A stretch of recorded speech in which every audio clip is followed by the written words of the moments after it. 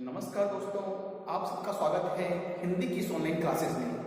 और साथियों, आज हम पढ़ने जा रहे हैं बीएड द्वितीय वर्ष को लेकर। और बीएड द्वितीय वर्ष के अंतर्गत आज का जो हमारा शिक्षण विषय है वो है हिंदी का शिक्षण शास्त्र को लेकर। और इसी हिंदी शिक्षण शास्त्र के अंतर्गत हम पढ़ने जा रहे हैं इकाई तृतीय, जो हिंदी भाषा शिक्षक के नाम से पाठ्य पुस्तक में अभिहित है।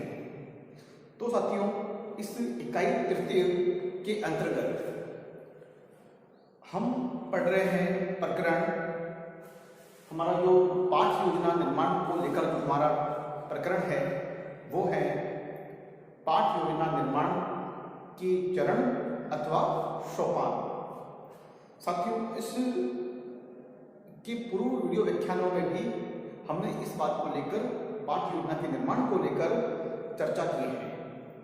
और इन चर्चा के दौरान हमने ये सीखा और साथ में कुछ बातों को लेकर हमने चर्चा करते हुए हमने ये भी सीखने का प्रयास किया, अभ्यास किया कि ऐसे कौन कौन से जो चरण हैं जिनको हम पूर्ण करते हुए हम अपने शिक्षण को प्रभावी रूप से बना सकते हैं, एवं साथ में बालकों को किसी अवधारणा को स्पष्ट करते हुए उनको उस अवधारणा से जुड़ी हुई जानकारियों के बारे में हम बातों को अधिगम करवा सकते हैं।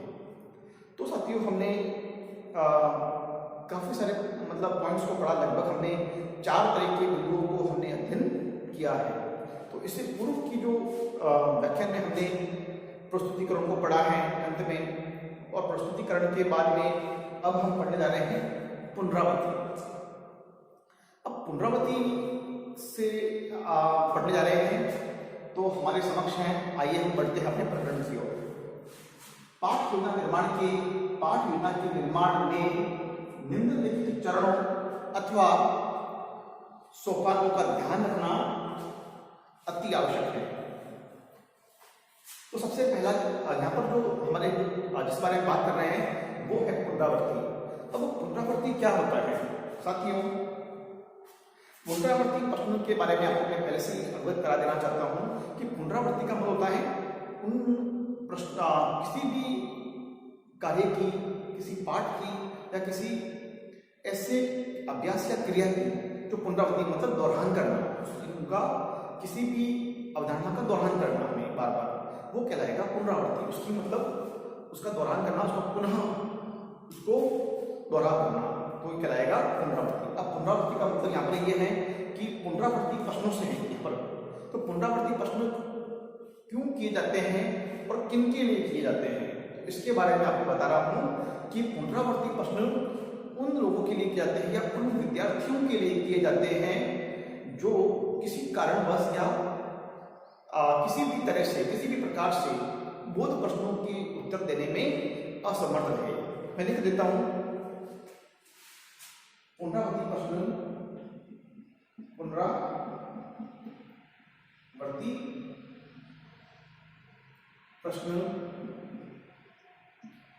उन विद्यार्थियों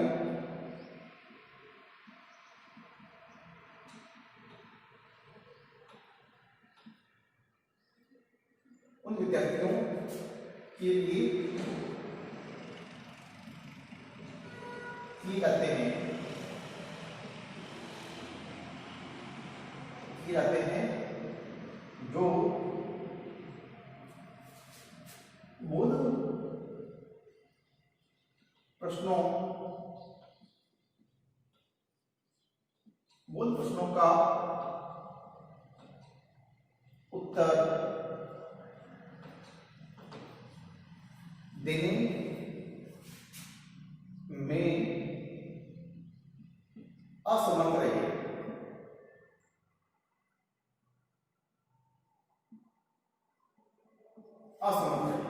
साथियों, बात स्पष्ट हो सकती है कि पुनरावृत्ति प्रश्न उन विद्यार्थियों के लिए किए जाते हैं जो किसी भी प्रकार से बोध प्रश्नों का उत्तर देने में सक्षम नहीं है या असमर्थ रहे। तो उनके लिए बोध प्रश्नों के माध्यम से शिक्षक यह पता करने का या ये आकलन करने या मूल्यांकन करने का मूल्यांकन करता है या प्रयास करेगा करने का कि मैंने जो अवधारणा को, किसी पाठ को, किसी अध्याय को या प्रकरण को जो पढ़ाया है विद्यार्थियों के समक्ष, वो उन्हें कितना समझ में आया है। तो कितना समझ में आया है उस बिंदु को वहाँ पर उसका आकलन करने के लिए हमें बोध प्रश्न करने पड़ते हैं। क्या हमने पढ़ाया है, छात्रों ने उसे सुनकर, समझकर अर्थ ग्रहण किया है अथवा नहीं किया है। ठीक उसी प्रकार से यदि किया है तो कितना किया है, और नहीं किया है तो क्या कारण रहे होंगे जिसके कारण वो नहीं किए। और मान लो उन्होंने कम किया है तो उन्होंने कहाँ तक उनमें सुधार की आवश्यकता हमें है, या उस पर पुनः कुछ उसमें परिवर्तन की आवश्यकता पाठ योजना में है अथवा नहीं है, या किन बिंदुओं पर वो अपना ध्यान या अवधान को केंद्रित न कर पाए।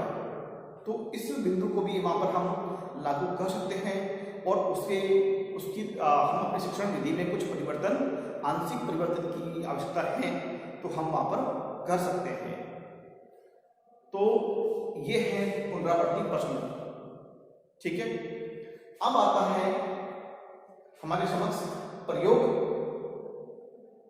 अभ्यास कार्य अथवा गृह कार्य। साथियों, ये जो तीनों कार्य हैं, तीनों जो कार्य हैं, ये लपेट फलक, लपेट फलक या अंग्रेजी में कहें तो रोलर ऑफ वर्ड्स, मैं लिख देता हूं।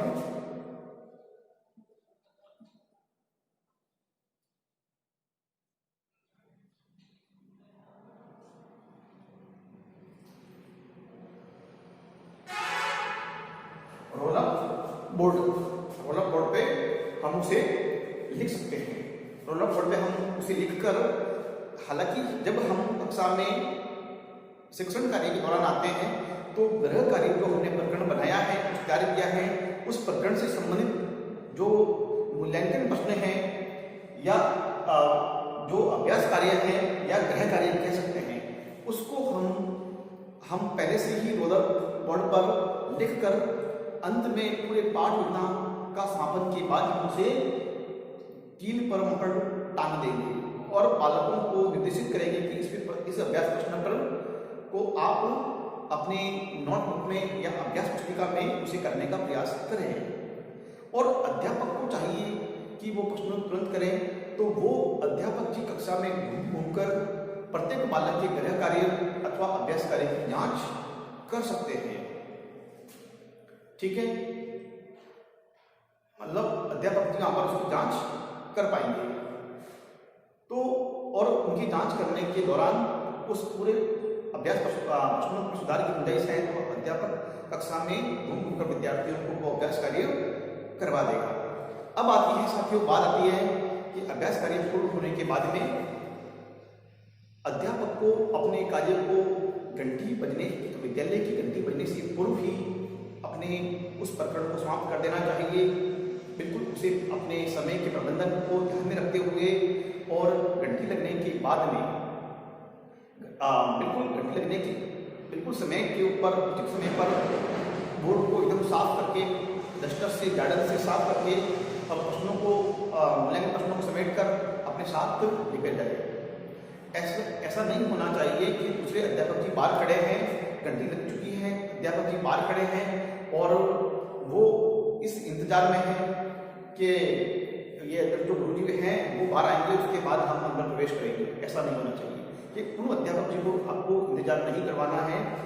बिल्कुल समय के प्रबंधन को, अध्यापक का पहला गुण है कि समय के प्रबंधन को ध्यान में रखें और साथ ही साथ में विद्यालय का अनुशासन भी बना रहे और अंत में अपनी पाठ योजना समाप्त करते हुए और बोर्ड को साफ करते हुए, ताकि आने वाले जो शिक्षक हैं उनका समय खराब ना हो। तो साथियों, ये पूरी जो संपूर्ण जो प्रक्रिया है, ये पाठ योजना या पाठ योजना के निर्माण को लेकर चरणों और जो चरण या सोपानों को लेकर मैंने आपको समक्ष बताया है और मैं साथियों पूरी उम्मीद करता हूँ वो आपको समझ में आया होगा। तो साथियों, अब हम फिर मिलेंगे अगले वीडियो व्याख्यान में। आज के लिए इतना ही, तब तक के लिए बहुत बहुत धन्यवाद। जय हिंद, जय भारत।